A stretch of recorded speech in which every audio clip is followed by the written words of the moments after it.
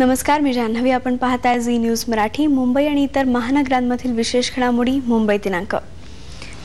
Fabric पेंटिंगमध्ये रंगांबरोबरच इतर साहित्याचा वापर करून ठाण्यातल्या कमर्शियल आर्टिस्ट अर्चना जोशी यांनी कलात्मक कपडे, बॅग्स आणि दागिने तयार केले आहेत. लेटेस्ट फॅशन आणि कलेचा सुरेख संगम हीच त्यांच्या वस्तूंची खासियत.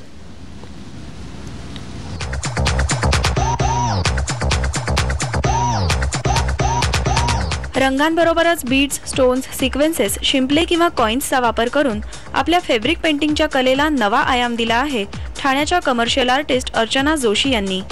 कपड्यावर साकारलेली चित्र अधिक उठावदार आणि आकर्षक करण्यासाठी फॅब्रिक पेंटिंगमध्ये हे नवे ट्रेंड्स वापरले जातात. लेटेस्ट ट्रेंड असे आहे की आपण पोर्ट्रेट पेंटिंग्स करू शकतो. पोर्ट्रेट पेंटिंगचे हे एक वेगळं माध्यम आहे. तुम्हाला एक घागरा चोली घातलेली बाई काढू शकता किंवा वेगवेगळ्या प्रकारचे ग्रुप्स काढू शकता, म्युरल्स तुम्ही कॉपी करू शकता आणि त्यांचे दागिने किंवा त्यांचे जे कपडे आहेत ते तुम्ही ग्लिटर्स किंवा सिक्वेन्स आणि ह्याच्याने हायलाइट करू शकता.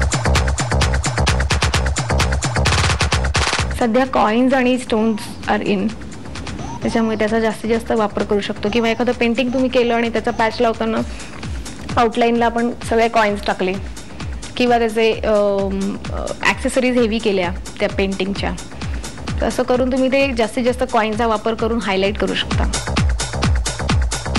बदलत्या काळानुसार आपल्या कलाकृतींमध्ये अर्चना जोशी यांनी सुरेख बदल घडवले आहेत.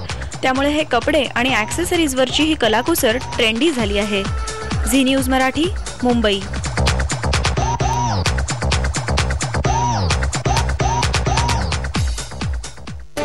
पुन्हा भेटूया रात्री 12 वाजता. दिवसभरातल्या ठळक घडामोडींसह 0 वर पाहत रहा झी न्यूज मराठी.